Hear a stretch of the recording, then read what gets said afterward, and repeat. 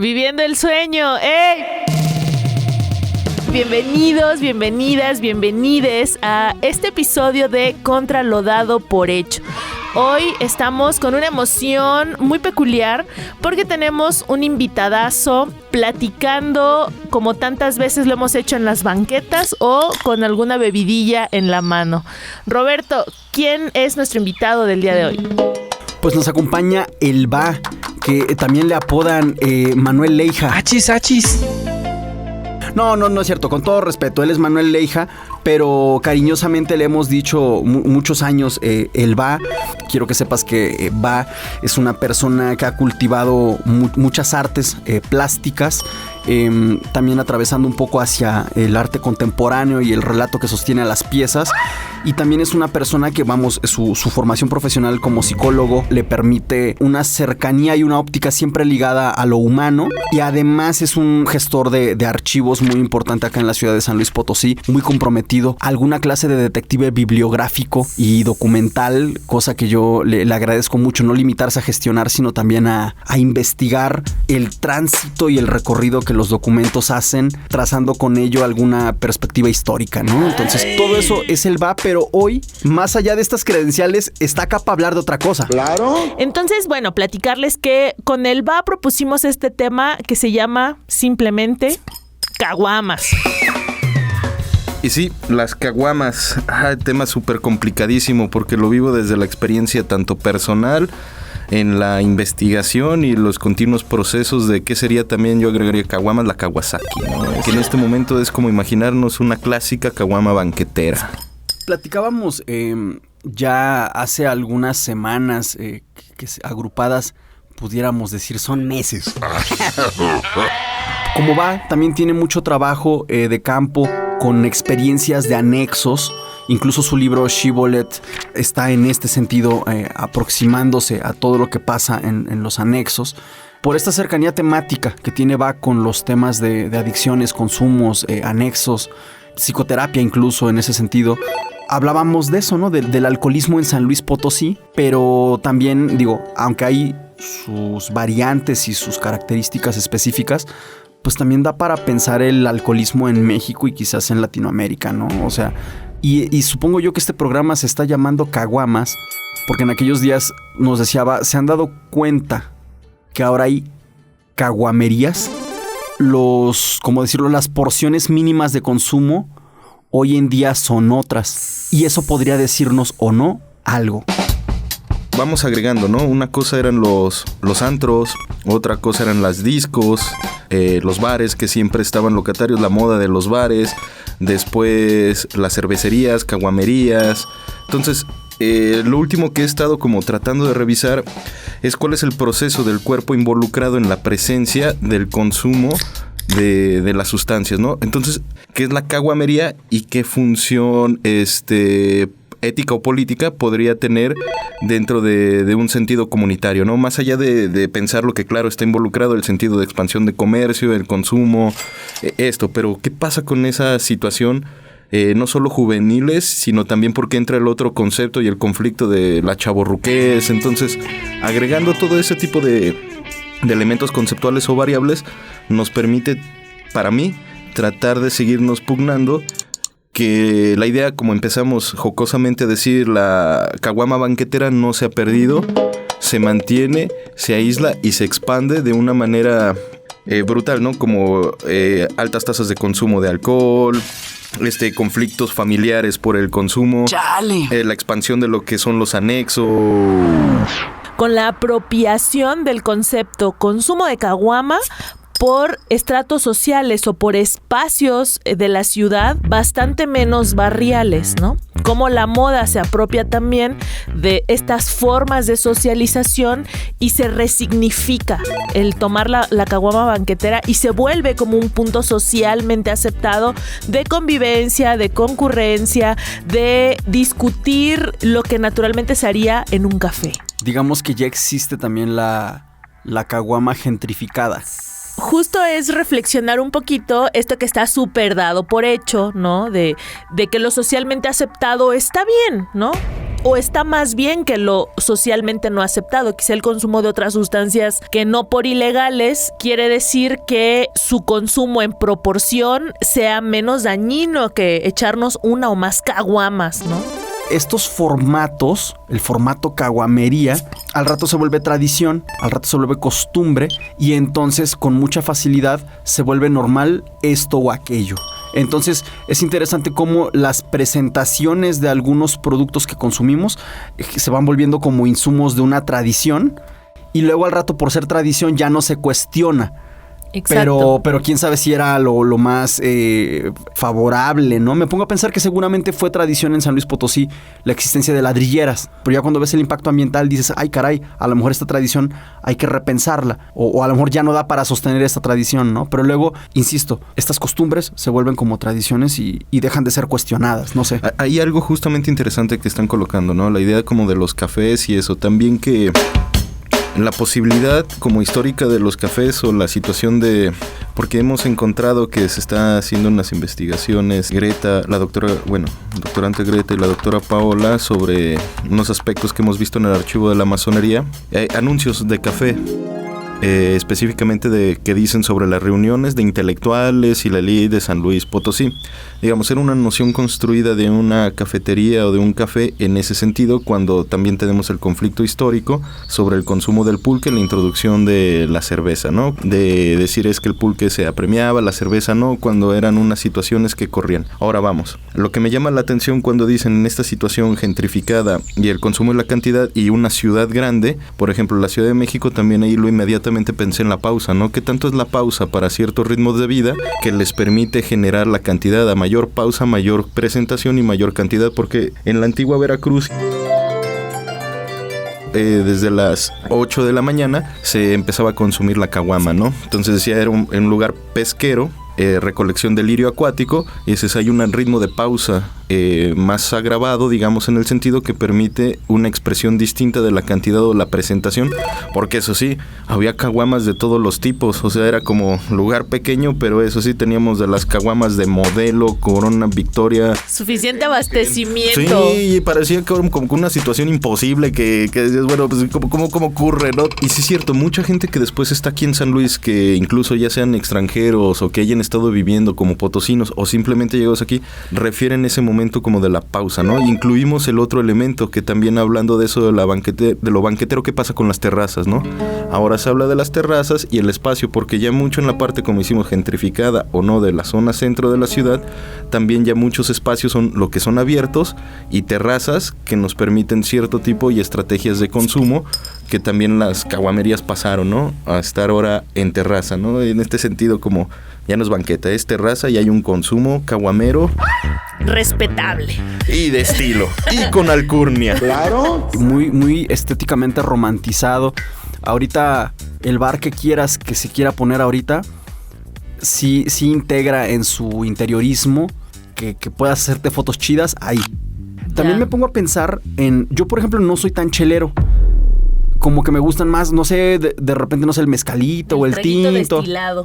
Me sirvo tantito y ahí estoy chambeando y todo, y tranquilo y de vez en cuando. En realidad, creo que tuve en mi juventud, en la universidad concretamente, un abuso del alcohol incluso. Y ya como que ya lo viví, ¿no? Pero a lo que voy es a que vas generando una resistencia, ¿no? A la sustancia, como que le vas haciendo callo a este rollo de tomar.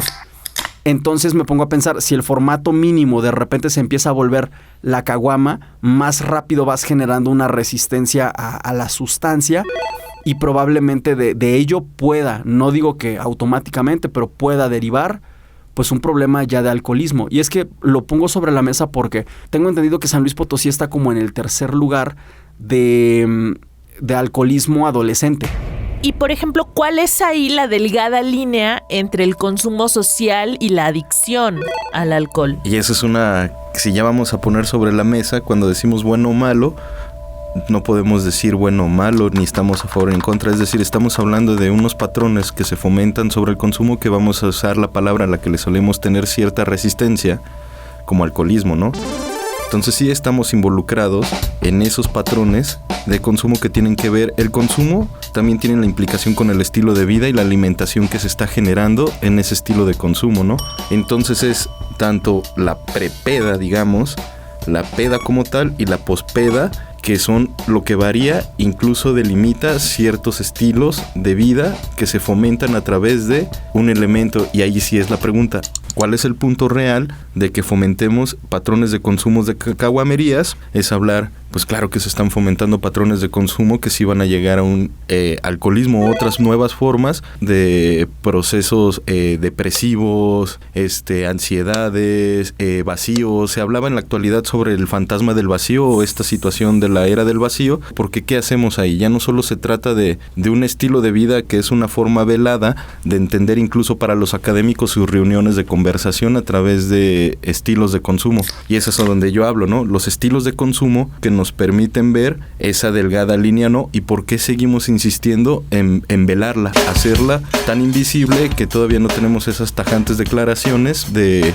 el alcoholismo como un problema de salud público tan tajante, con unas restricciones tan fuertes y que tenga una incidencia. Las tenemos bajo otros rubros, ¿no? Otros tipos de sustancias, pero aquí parece que siempre en la discursividad tenemos la velación de dejar permiso al consumo. Hacer la mejor cerveza es cosa seria. Para mí hay un punto muy crítico y una tensión de qué es, porque si no te vuelves el activista de qué, de la sobriedad, el activista de la moral, de está bien o no está mal, lo tengo que dejar o no hacer, el ya no voy a beber con mis compas, o sí o no, qué voy a hacer cuando vaya a la reunión con alguien. Entonces esa que ya está tan permeado, esas redes como digamos de sociabilidad en torno a los estilos de consumo, nos hace incluso cuestionarlas y negarlas en el mismo uso práctico, que al final las terminamos discutiendo en un bar, ¿no? O entre chelas, la viabilidad de si es o no es. Para mí, claro que sí lo hay, ¿no? Y sí hay que, para mí sí es ser un poco tajante, aunque de todos modos reproduzco el consumo y yo hablemos del alcoholismo con una cheve en la mano, ¿no? Pero también me parece bien interesante cómo la conversación se va de lo individual, ¿no? Si estoy criticando o estoy señalando el inadecuado consumo de ciertas sustancias, ¿no? O las dinámicas de consumo o de interacción que me llevan a el camino del consumo del alcohol, parece que es un problema individual el que entonces yo lo consuma, ¿no? Y no que lo consuma desde una mirada crítica. Como también conviene que se vea eso como una cuestión de salud pública, como un tema en colectivo, ¿no? Como un tema de los espacios en los que me desenvuelvo. Y a veces parece que el disclaimer es como, no, sí, hay un tremendo problema de alcoholismo y yo lo digo con una chela en la mano, pero yo ya almorcé o ya comí. Mi alcoholismo es mejor que el tuyo. O el mío no es alcoholismo, ¿no? Leí alguna vez, y no sé si sea del todo verdad, ¿no? Pero que creo que si consumes alcohol mucho o poco, pero 2 veces por semana, ya puedes considerarte una persona alcohólica. Es que hay una escalera. También esa estuvo también por la OMS un tiempo y otros trataron como de registrar, ¿no? Que es esta escalerita que te va llevando a lo que es una adicción, ¿no? Una dependencia, que vamos a llamar como el alcoholismo, ¿no? Entonces empiezan las derivaciones, ¿no? En la actualidad encontramos consumo problemático, consumo que no es problemático, consumo que es social, todo ese tipo de variables, pero a final de cuentas hablamos de los estilos de consumo, y Grace dijo algo que a mí me acaba de llamar mucho la atención y se me hace una genialidad. ¿Qué sería en la población en la forma de entender o tener ese posicionamiento político de un consumo crítico? Realmente, ¿cómo podría haber la idea de un consumo crítico de esa implicación de la sustancia? Empezamos por cervezas, ¿no? Caguamas, porque claro que también tienen las derivaciones a qué van a ser las pulquerías, qué va a ser la barra abierta, qué va a ser la botella, qué es la promo de la botella, porque ahí si lo vamos dividiendo, generamos las posibilidades de otras categorías que emergen ahí y tienen sus propios estilos de consumo.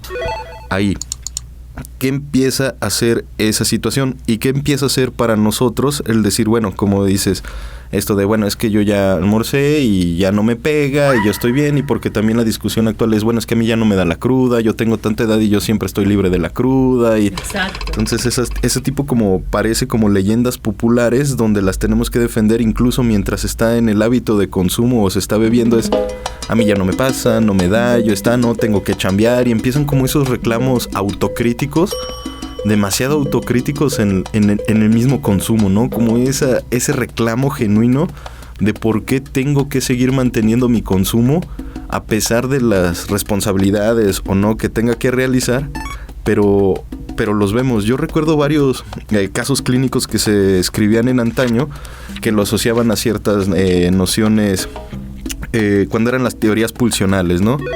Y entonces después empieza a evolucionar cierto aspecto, ¿no? Como la escucha, la plática. También tiene que ver mucho con esa necesidad del reconocimiento o las formas de establecerse de ahí, de quién me mira y quién me escucha, a través de qué tanto puedo estar diciendo, ¿no? Sobre la mesa y sobre un juego. Y ahí sí parece un tanto subjetivo, ¿no? Porque también me siento a veces ahí, pues que no voy a negar, ¿no? Y está padre y está cotorro, pero sería... ¿Qué sería, no? Incluso para la práctica clínica actual nos hace pensar, bueno, ¿cómo vamos a analizar y cómo vamos a intervenir las maneras de las personas que llegan a consulta y dicen, bueno, es que tengo un problema de consumo, ¿no? Ya sea si va a ser tajante, ¿no? Si va a ser... Nosotros, mucho se trabaja en San Luis Potosí por el modelo de corte, que es limitar totalmente el consumo y buscar la viabilidad de que se reestructure otra posición subjetiva. Pero entonces también en otras partes del país, incluso en mínimas o más, o en otras partes del mundo le llaman de reducción de daños. Entonces son los modelos que van tratando de ser adaptativos, y son las preguntas fuertes de cuál de los dos vínculos, porque al final la pregunta a veces final en los grupos AA o con ciertas personas que están atravesando el consumo de alcohol es, bueno, ¿y qué sigue? O sea, ¿qué hay más para mí? ¿Qué hay en mi vida? Que realmente, porque dejar el alcohol no me asegura que mi familia regrese, no me asegura que tenga un trabajo, no me asegura que Dios me quiera, no me asegura que mi hija me va a querer, no va a solucionar todos los pedos legales o políticos o lo que estoy metido. ¡Chale! Es qué se hace realmente para sobrellevar eso, ¿no? Entonces empezamos a hablar que de tratamientos integrales, ¿no? Y entonces ahora viene el desborde del estado de, bueno, entonces cuáles son los lugares de readaptación, si queremos llamarlo así, cuáles son los lugares de conseguir trabajo, cuáles son los lugares de liberación de estigma social para estas personas, y cuáles vienen siendo las motivaciones que se agregan, o si no, de final de cuentas los tenemos discutiendo en la caguamería otra vez, en la forma en que tratan autocríticamente exacerbada de justificar por qué tienen que beber cuando están tratando de recuperar algo, porque esa es una de las preguntas fundamentales, el seguimiento. Claro. ¿Qué es el seguimiento con ese tipo de problemáticas, no? Para no enamorarme y me enamoro para no tomar. Me quisiera regresar un poquito a la parte media de lo que nos acabas de decir sobre estas lógicas de detenerse completamente en el consumo contra estas lógicas de reducción de daños. Es decir, existe más de una forma de aminorar el consumo del alcohol, y no solo detenerlo por completo y hacer que o pensar en que las personas se tienen que volver absolutamente abstemias del alcohol. Hay algo bien interesante. En los 20s incluso se escribía sobre el alcoholismo como un problema totalmente psicológico, biológico, que tenía que ver con la dependencia, ¿no? O sea, sí incluían la noción corporal de qué tanto el cuerpo necesita, y entonces empiezan y se estudian los casos estos que generan convulsiones, la abstinencia, que eran los verdaderos, digamos, síndromes de abstinencia. Y ahora la pregunta es cómo se entienden o cómo son posibles los síndromes de abstinencia actual y cómo la sociedad los absorbe o cómo les permite existir. Aquí, por ejemplo, incluso en los 20 también se escribía esa idea de darle su copita de vino, de todo esto de ir dosificando la cantidad para que el cuerpo, porque se entendía de esa manera. Ahora a veces mucho en la práctica clínica es decir, bueno, si hay psiquiátrico, si un caso que tenga que ver con psicofármacos, es bueno, pero entonces, ¿qué es la suplencia? ¿Cuáles son los síndromes de abstinencia? Y ahí sí estamos viendo en la práctica popular de la clínica qué sería un caso genuino de alcoholismo, porque también hay cierto momento en donde, por ejemplo, en el libro de Chibolet y eso hablábamos sobre que era, incluso ellos tienen la categoría de para qué es el alcohólico real. Incluso las mismas personas anexadas decían, bueno, es que este alcohólico él es real porque es puro alcohol, porque ahorita las otras sustancias que ya son como mezcla, como el crico, ¿no? Por decir, es algo que vino a rebasar y reventar, incluso hasta cierto sector popular, le llamemos así por regiones marginales, donde el crico, incluso hay resistencia de los que consumen crico a consumir alcohol porque no les da el mismo efecto. Y el gasto de ingreso, mejor todo se va a crico y dices, bueno, entonces ya no están como tal los alcoholismos o esos alcoholismos fuertes agravados en cierto aspecto. Y estoy hablando, no generalizo porque no tengo realmente los estudios concretos y más completos, son hipótesis que trato de seguir desarrollando, pero sí me generan la pregunta, entonces, ¿a dónde se ha desplazado? Y entonces regresamos al punto, el fenómeno de las caguamerías, ¿no? Y las terrazas. Es un tema que hemos decidido reflexionar, no juzgar. Eso es muy importante decirlo. Simplemente intentamos, como siempre aquí en Contra lo Dado por Hecho, pues no dar por hecho las cosas, ¿no? Entonces vemos que cada vez hay más este asunto de la caguamería. Se diseñan formas de consumo. Incluso ahora contamos con esta figura de el after, el precopeo. O sea, se van diseñando modelos de tradición que van volviendo muy, muy prevaleciente y muy frecuente cierto tipo de consumo. Y eso me llama mucho la atención porque yo, por ejemplo, en la época en la que más abusé del alcohol, tampoco tomaba tan seguido. Achis. No era yo una persona incapaz de decir no. Muchas veces decía, hoy no, porque tengo que hacer tarea, hoy no, por esto o por lo otro. Pero cuando le entraba, sí le entraba yo como desde una perspectiva muy autodestructiva. Como que sí me gustaba, por ejemplo, ese momento en el que dejas de sentir la cara y dejas de sentir un poco las manos y las piernas. Como que sí siento que era una conducta muy autodestructiva y no era yo una persona que consumiera seguido, pero cuando consumía de esta forma. Entonces por eso me hace mucho eco lo que plantean Grace, va acerca de los estilos de consumo, incluso de estas figuras sociales que existen, como decías Grace, los escuadrones de la muerte, ¿no? La reflexión de esto no tiene que ver nada más con el análisis de la cantidad o el tipo de sustancias que se consumen, sino con condiciones más bien socioculturales, ¿no? Que tienen que ver con esto de los estilos de consumo. Y me acordé que en mi pueblo, en la Huasteca Potosina, hay estos grupos de personas que ya viven permanentemente alcoholizadas, hombres y mujeres, porque además también me parece que estos son temas que cuando los pensamos y los imaginamos, los pensamos en figuras masculinas, ¿no? Pero acá está este grupo de personas, hombres y mujeres, que viven todo el tiempo alcoholizadas y buscando seguirse alcoholizando, y allá les llaman escuadrones de la muerte. Entonces, en las pláticas, con caguama en mano o con cheve en mano, personas cercanas a mí dicen, no, bueno, si yo formo parte del escuadrón de la muerte, yo ya le dije a mi familia que quiero que me dejen ahí, ¿no? Porque las personas que están ahí viven años y años y años alcoholizadas, pero tienen casos muy concretos y nombres de personas conocidas que cuando salen de los escuadrones de la muerte y se rehabilitan bajo estos modelos, no que lo digan así, ¿no? Pero hoy, gracias a Va, lo sabemos. Cuando se rehabilitan desde estos modelos de abstinencia total, tienen muy poquitos meses de vida y después fallecen. Parece que, y desde la intuición empírica de las personas que lo ven, lo viven y conocen a personas o han conocido a personas en esta situación, dicen, pues no, o sea, si me rehabilitan después de llegar a ese punto, lo que sigue es morir. Entonces, no, gracias, déjenme ahí. Y desde lo que nos dices, Va, parece que no anda tan errada esa noción empírica de las personas que lo conversan, insisto, con cheve en mano. Y es que yo sigo manteniendo mi cheve en mano y generamos esas ¿Por qué no? Sí, ¿por qué no? Es decir, Va, ¿qué continúa ahí, no? Un cese del consumo de la sustancia, también nos tendríamos que preguntar qué tanto está agravado el cuerpo y qué tanto es el síndrome de abstinencia, y sobre todo cuáles son las depresiones o lo que está cursando, o si hubiera problemas psiquiátricos no atendidos. De alguna manera no atendemos generalmente cuáles serían esas funciones problemáticas de qué pasa con la situación psicológica o psiquiátrica agravada de estas personas que dejan, digamos, el escuadrón de la muerte. La pregunta es, ¿qué se hace? ¿Cuál es el modelo de atención o cuál sería una responsabilidad, como dices, con una individualidad otra?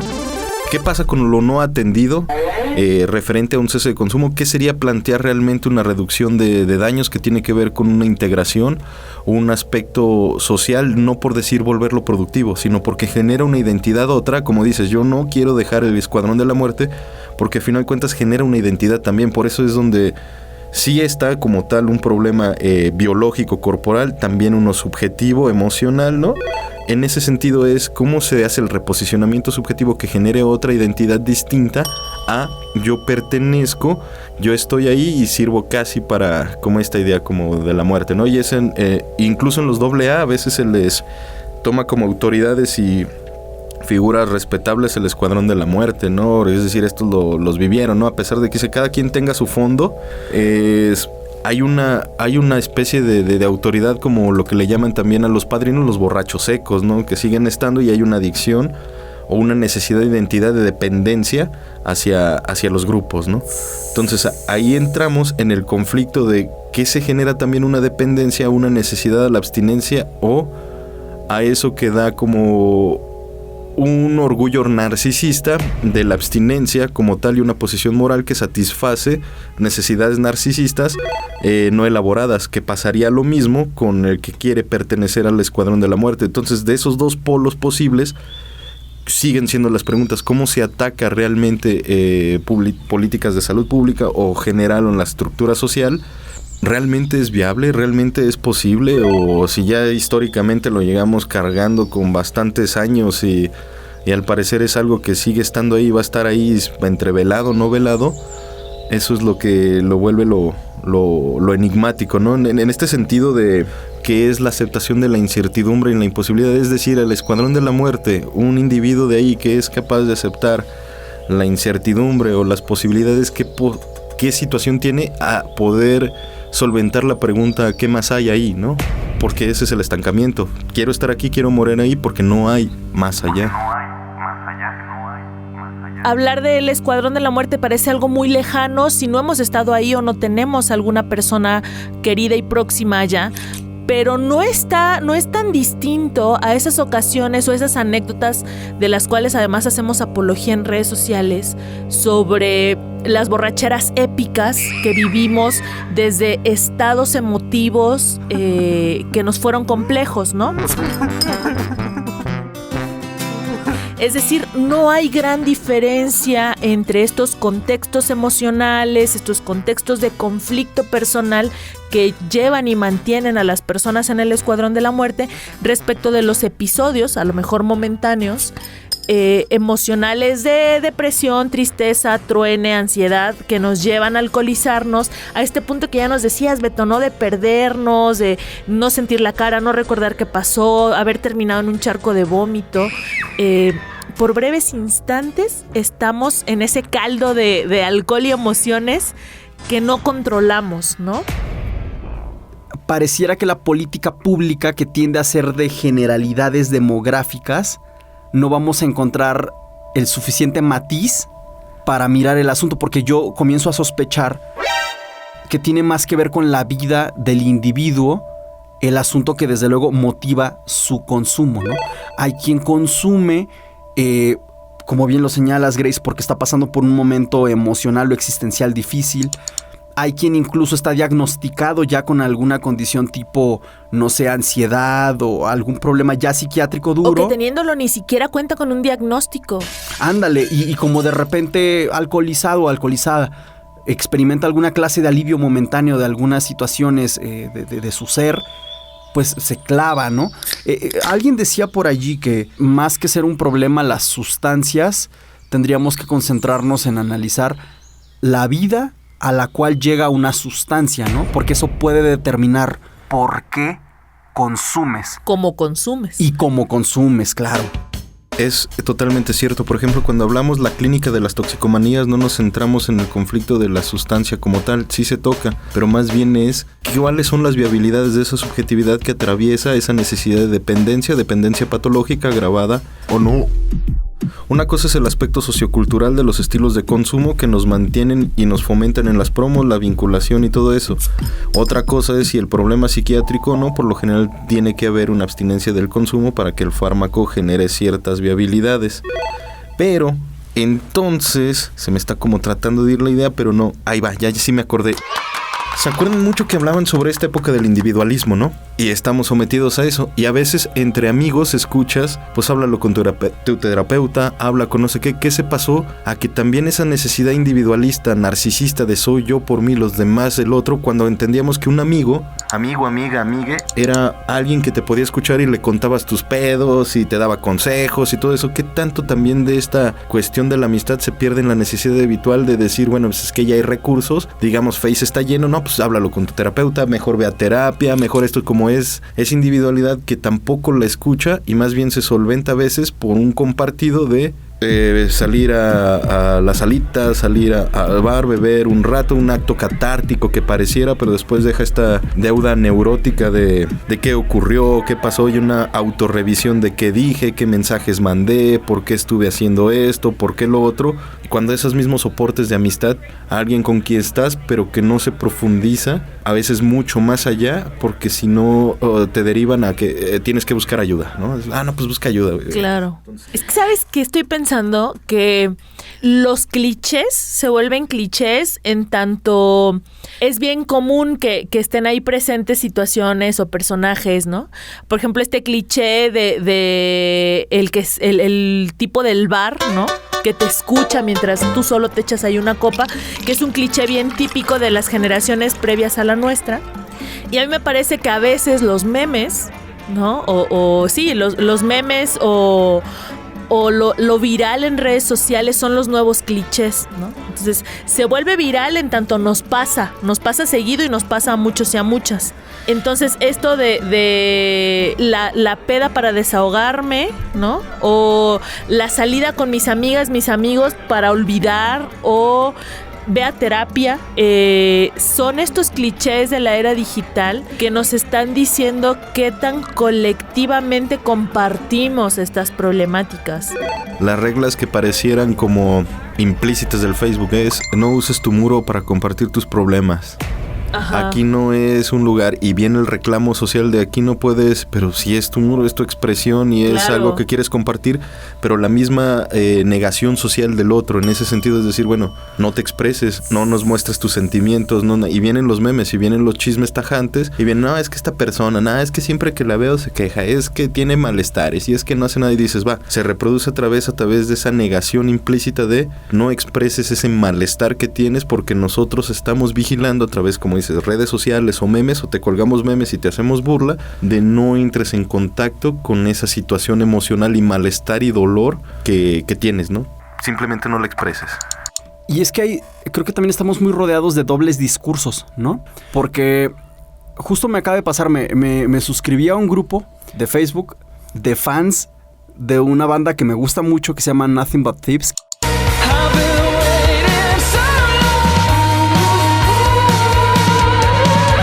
Entonces me aventé por ahí un parrafito, ni siquiera una Biblia grandota, un parrafito chiquitín de todo lo que yo logro ver en el sonido de la banda. Le fue muy bien al post, pero sí hubo quien en los comentarios me pusiera memes de demasiado texto. Como que estamos aquí para compartir memes, no tanto para tirar choros o realmente hablar, como que ahora nos comunicamos a través de memes.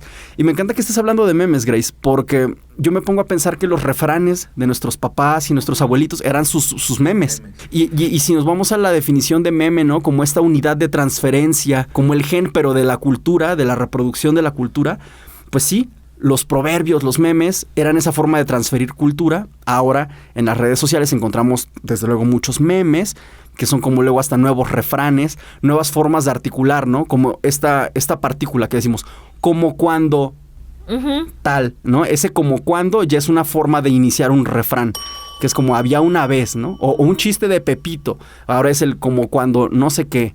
Tenemos estas nuevas formas de empaquetar y transferir cultura, pero digo que hay dobles mensajes, porque por un lado todo el mundo parece tener esta necesidad más bien de diversión, pero por otro lado hay unos memes bien existencialistas, bien bajoneadores. No sé de qué dependa que sea aceptada una expresión muy, muy genuina de cosas difíciles de expresarse en contraste con todos los memes de entretenimiento.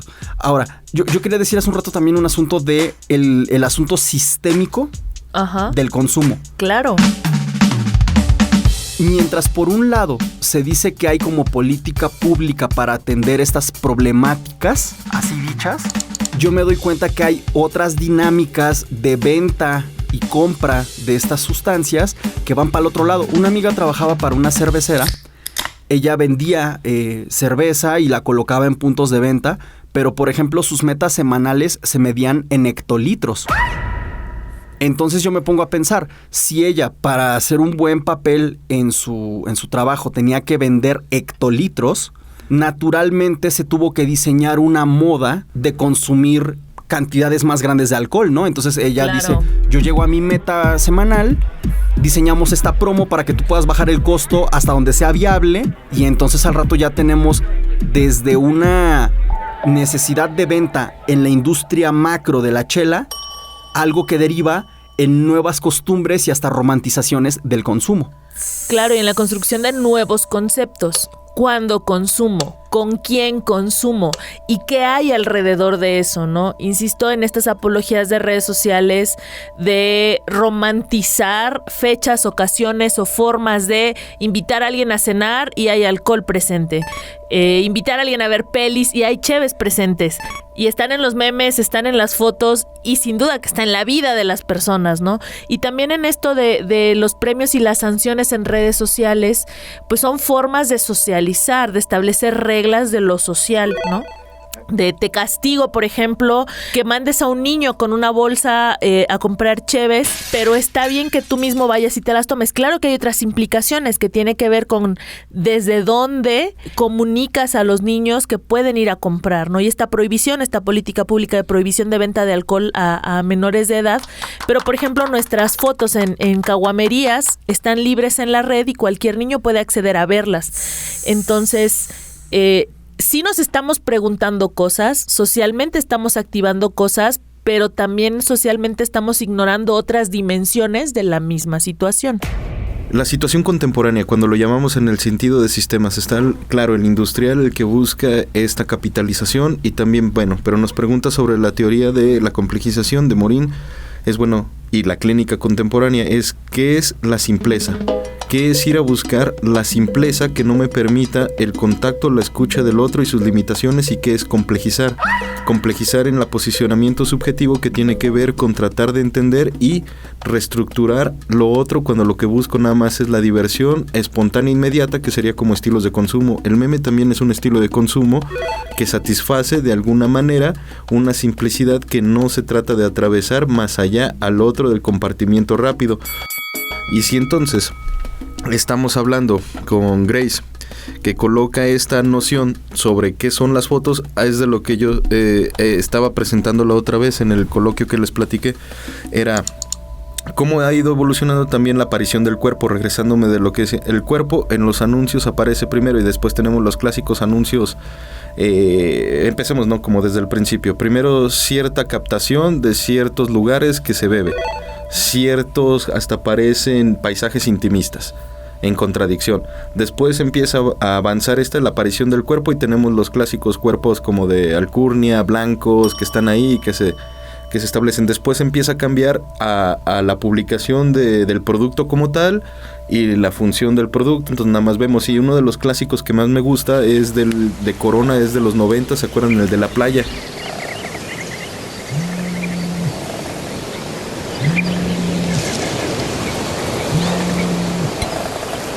Que nada más está en la playa y no contesta el teléfono, nada más está sonando. Y ahí sí lo ponemos, y si lo ponemos a una situación contemporánea, un producto estético cultural de ese momento nos indicaba la negación de la escucha del otro en solo mi vivencia narcisista y satisfactoria del consumo, en lo único que me implica a mí, y es ¿qué pasa? Entonces empiezan a reproducir nada más y vemos actualmente, por ejemplo, que salen las promos de tu suéter, de tu de esto, y qué es lo que portas, qué es lo que vistes, porque los cuerpos reaparecen, pero ¿qué son los cuerpos no condicionados a un sentido publicitario? Lo mismo que hace la gente que reproduce el mismo consumo y que tiene las viabilidades de que los otros cuerpos, y es la expansión para mí más brutal y más genuina, que te da la limitación de tú no propones los cuerpos que consumen, ellos mismos proponen los cuerpos que consumen, y abarcas a una población en general que se puede repartir en Facebook y eso, porque siempre va a salir ya sea Corona o estos independiente en el sector de mercado autocolocado por ellos mismos, que es visualmente concreto, mientras yo mantenga la reproducción de ¿qué les ofrezco? Pues entonces las promos, reduzco costos, eso a final de cuentas ustedes cuerpos vienen a generar la autoimagen de los estilos de consumo. ¡Chale! Que nos deja preguntándonos, entonces vuelve la simpleza y ahora lo difícil es, ahí regresamos, complejizar el consumo o el alcoholismo, ¿no? O sea, esa sería la situación para mí brutal, ¿cómo lo complejizamos, no?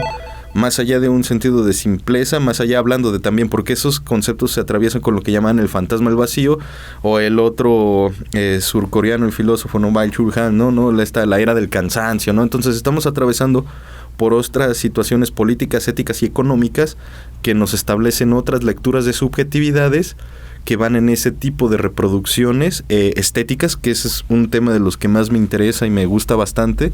Cuando se habla de estilos de consumo es también la formación estética de esa posibilidad, que también está atravesada por la estética del trauma, ¿no? Entonces ahí es cuando dices, si vamos a complejizar el consumo o el alcoholismo, también tendríamos que estar abordando qué serían la estética del trauma del mismo, complejización de esto, de patrones o estilos de consumo, para ya no llamarlo adicción o dependencia, ¿no? Porque ya es como en general y es como abarcativo en la, llamémosle problemática si queremos, no en el sentido juzgando como dicen, sino como un concepto o como un fenómeno social que se tiene que problematizar para generar un análisis viable de qué condiciones nos permiten, ¿no? Tratar de no solo entenderlo, sino también que atacarlo desde diferentes viabilidades.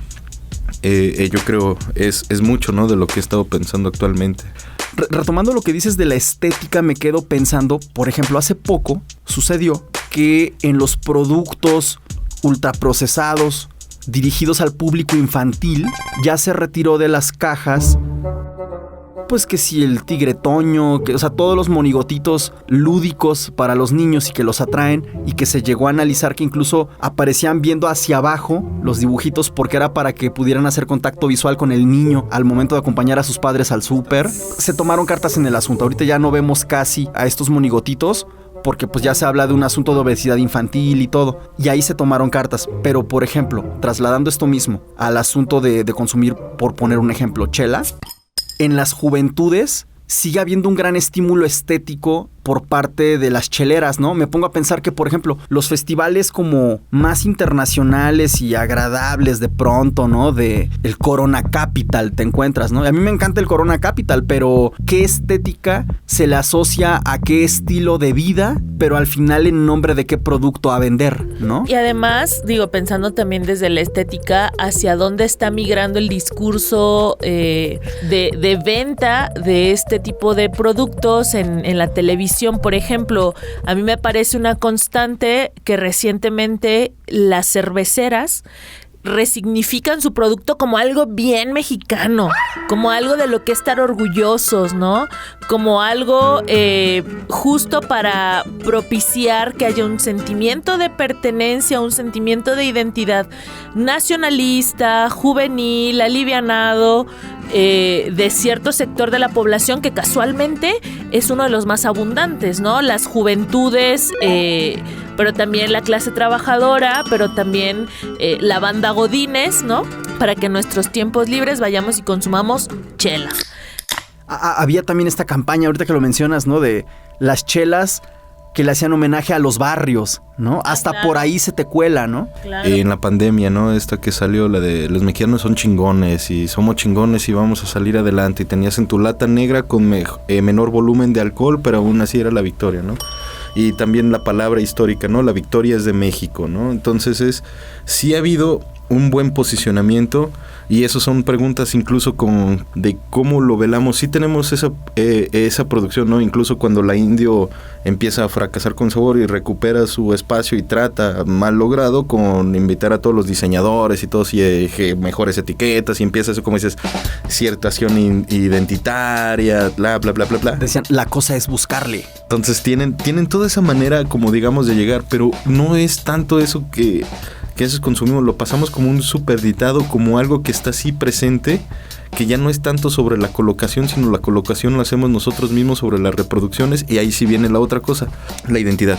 ¿Qué pasa en la actualidad contemporánea con las crisis identitarias? ¿Qué es la clase media que no se siente identificada con nada? Porque ni siquiera soy lo suficientemente jodido para ser de barrio, ni siquiera soy lo suficientemente alto para identificarme con una clase, ¿no? Y hablando en la situación de conflictos de clase, que es un concepto en mi forma de pensar siempre necesario, cuáles son esas apropiaciones y negaciones propias de la lucha de clases que tiene que ver con la aceptación, el consumo y la distribución y la batuta de ciertos estilos de consumo como diferenciadores de otros.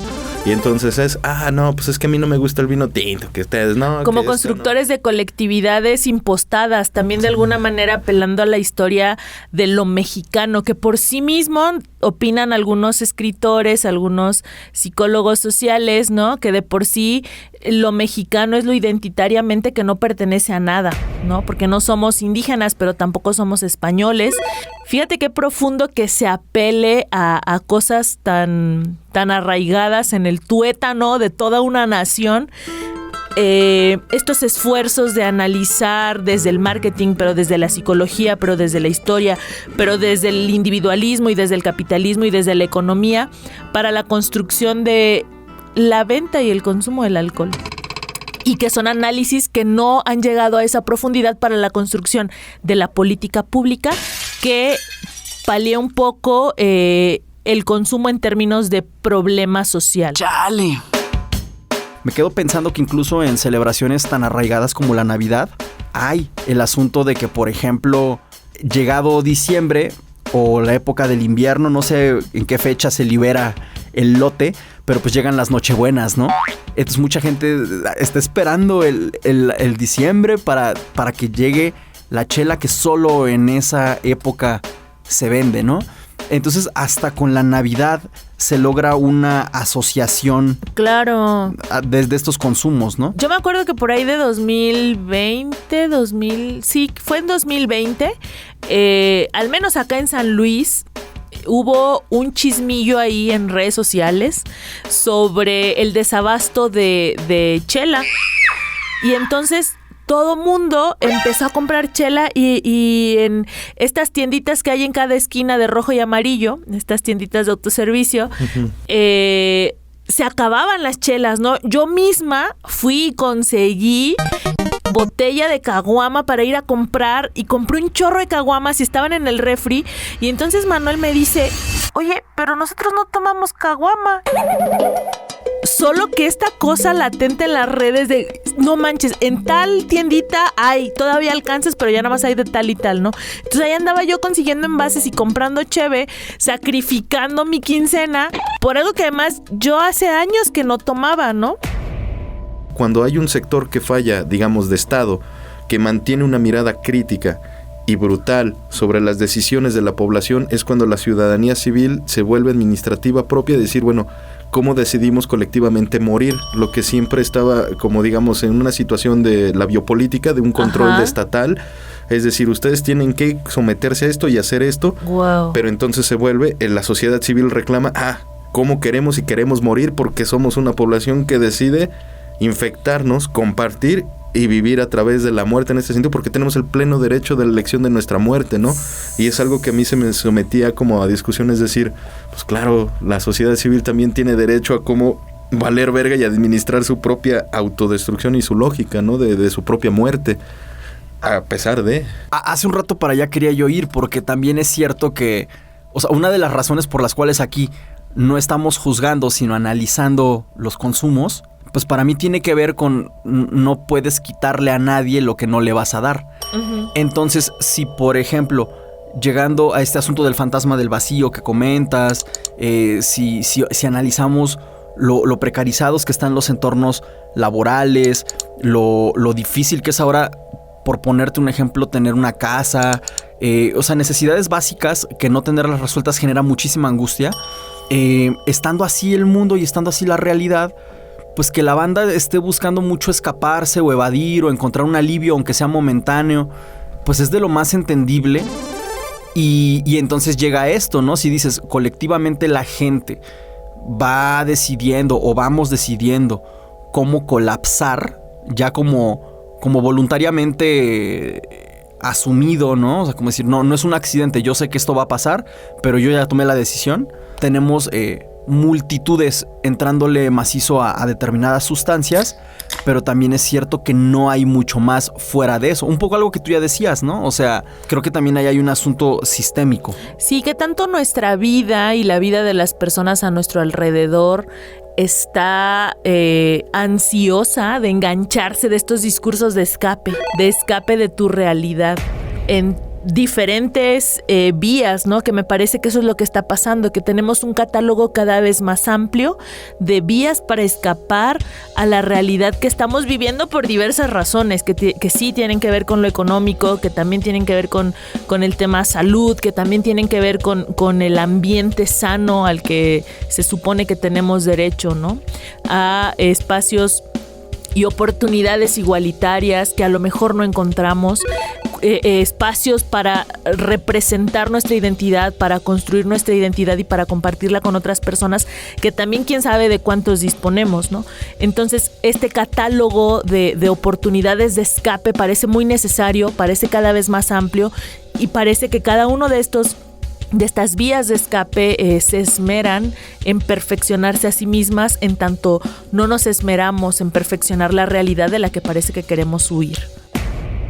Porque si estábamos hablando hace poco que una manera de compartir nuestra identidad es la negación de nuestros sentimientos o nuestro sentir público porque está censurado, mediado por incluso nuestras mismas amistades, es decir, cuáles nos quedan para poder compartir esa identidad apenas resultante y construido a través de ciertas lógicas avasallantes y brutales que pueden ser vividas en esos momentos catárticos de, bueno, pues es que tengo que desahogarme, bueno, pues es que pasó esto, y es decir, bueno, ¿en qué manera si te acepto puedo consumir ciertas bebidas y también ciertos alimentos y la experiencia misma de que es, bueno, pues es que hay que salir y divertirnos, ¿no? Porque es la experiencia estética completa, ¿no? Si es el ligue, es el embriagarse, es el estar, es el estado de seducción, es estar en la posición del que me miren el otro porque me arreglo. Ahí es cuando también me sigo refiriendo a los estilos de consumo que involucran ese elemento estético y que va acompañado, ¿no? De la estética del trauma. ¿Cuáles son esas situaciones a quienes se está exponiendo con esa identidad en crisis y de intentos de autoconstrucción y de autosostén, de volverla a estar jugando para que se trate de sostener en ese tipo de momentos únicos? Porque sí, la cantidad de horas de trabajo es avasallante, la crisis de la pandemia, la pérdida laboral, todo eso da pocos, digamos, espacios de compartir la identidad.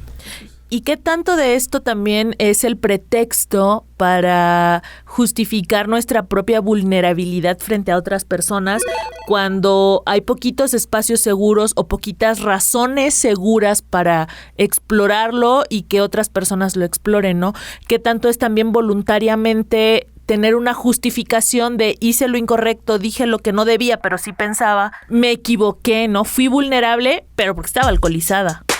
Y eso también a mí me parece bien preocupante, qué tantos espacios seguros tenemos en nosotras y nosotros mismos, en nuestras casas, en nuestras familias, en nuestras redes de colaboración laboral, incluso como escenarios seguros para ser personas vulnerables. Y diste en algo que no había pensado, y gracias, es por eso las conversaciones siempre son bien ricas. Porque es cierto, parecería que sería el cliché de antaño.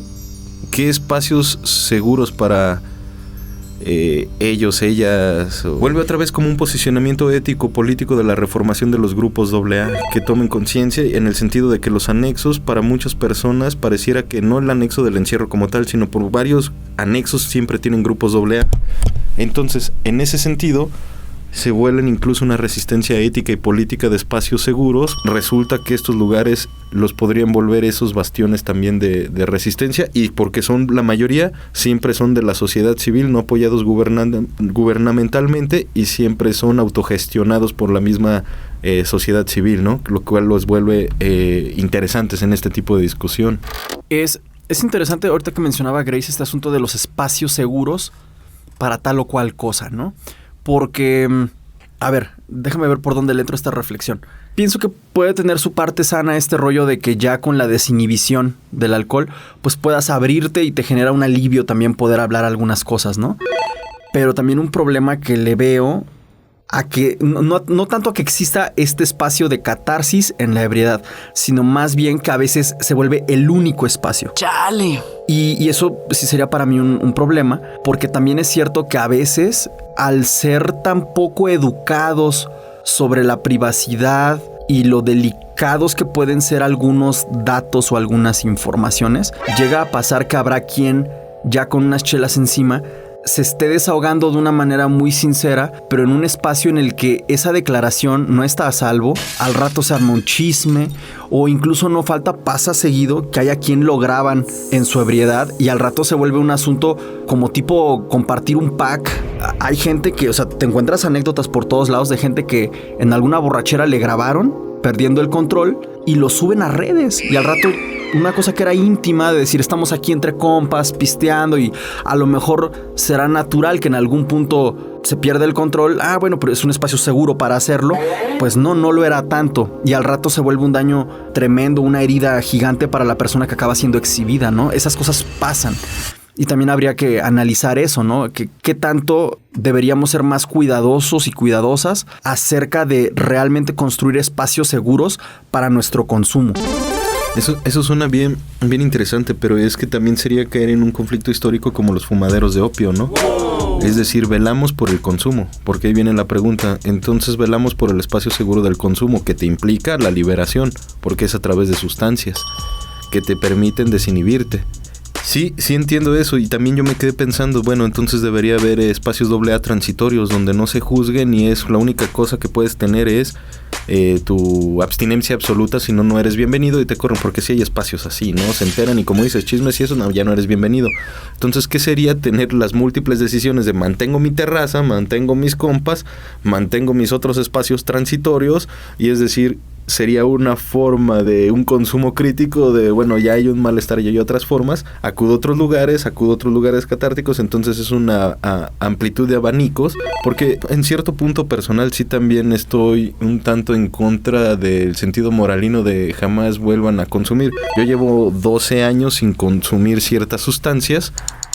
Solo he tenido 2 o 3 recaídas en 12 años, pero tampoco los satanizo ni les pido a mis colegas, ni colegas hablando que nos dedicamos a lo mismo, ciertos camaradas o ciertos investigadores, que no se tiene que satanizar, más bien es cómo se entiende y cómo se cae, como dices, en otras viabilidades. En el círculo que yo me muevo, sí hay la versión de digamos, el abanico, porque pues estamos dentro como que lo que le llaman la salud mental, ¿no? Entonces sí es como... sí, hay cierto terapeuta, ciertos grupos, es como tenemos la ventaja de tener y conocer ciertos abanicos de posicionarnos. Y tienen una formación. Sí, no, todos los hay que te hablo tienen formación. Hay conciencia y hay intención de generar espacios diversos, ¿no? Claro. Entendiendo que todas las personas somos diversas en algún aspecto. Claro, siempre. Pero estas también se vuelven espacios de privilegio, ¿no? Contar con estos círculos que lo comprenden desde una conciencia autoconstruida, ¿no? Y ahora ¿cómo sería una cuestión ya casi activista y política de cómo hacer que esos espacios emerjan, cómo construirlos, cómo posicionarlos y cómo dar la viabilidad de que eso también exista como una oferta viable y accesible para todas las personas, ¿no? Y que se consoliden grupos independientes, cada uno tendrán sus facciones, sus intereses o esto, pero la motivación de eso, porque tampoco se puede centralizar y como dices, ni constreñir, porque sí hay el sentido de privilegio, pero entonces ¿cómo volvemos esos otros espacios posibles que deberían ser múltiples y diversos? Porque no es el espacio, ¿no? Son los espacios, como decimos, ¿no? Claro. Que repensemos echarnos una caguama como una intención consciente construida desde nosotras, para nosotras y nuestras propias historias de vida, o como nuestro ajuste a criterios de consumo impuestos desde otros intereses que no sean el propio, pero también reflexionar el alcoholismo y reflexionar las políticas públicas que lo atienden desde las personas y sus historias de vida y no desde la estadística. tratar de transitar hacia una oferta de posibilidades donde cada quien se piense su consumo y su historia y que pueda encontrar en dónde encajar su identidad junto con otras personas a través de las cuales mirarse y acompañarse. Y no solamente una política generalizadora, una lógica dada por hecho de abstinencia absoluta y de centrarnos en la cantidad de consumo, sino centrarnos, como decías Beto, en la historia de vida a la cual llega la sustancia, la cantidad que se consume y por qué es la satisfacción que nos está brindando ese consumo que no nos está brindando nuestra propia vida, el sistema y las posibilidades que encontramos en ella. Sí, yo de esta mesa me llevo la reflexión de analizar por qué consumo. No quiero ser tampoco excesivamente simplista, pero ser reflexivos acerca de nuestros consumos, yo creo que podría ser un lugar sano desde el cual mirar esto. No sé, es lo que pienso. Para mí sí es, como dices, aceptar la historicidad de los otros. Eso permite ir también combatiendo esa idea de un individualismo enclaustrado, ¿no? No un individualismo preocupado por mí para salir adelante y el apoyo del otro, sino algo que solo se trata de mí. Reflexionarlo de esta manera con el otro nos permite ir consolidando otras maneras de entender tal cual por qué el consumo. Creo que con eso puedo cerrar. Y saludos para toda la pandilla. A huevo. Pues nada, agradecerte, va, como siempre, que hagas que el tiempo corra tan rico y tan rápido. Y pues nada más reconocer que hacernos estas preguntas siempre es doloroso, ¿no? Ser dueñas de nosotras siempre es complicado, pero es sin duda la forma más sana de vivirnos, creo. Y pues agradecerte por colocar la reflexión acá en torno a algo que todas hacemos y se nos antoja en cualquier momento, echarnos una Kawasaki.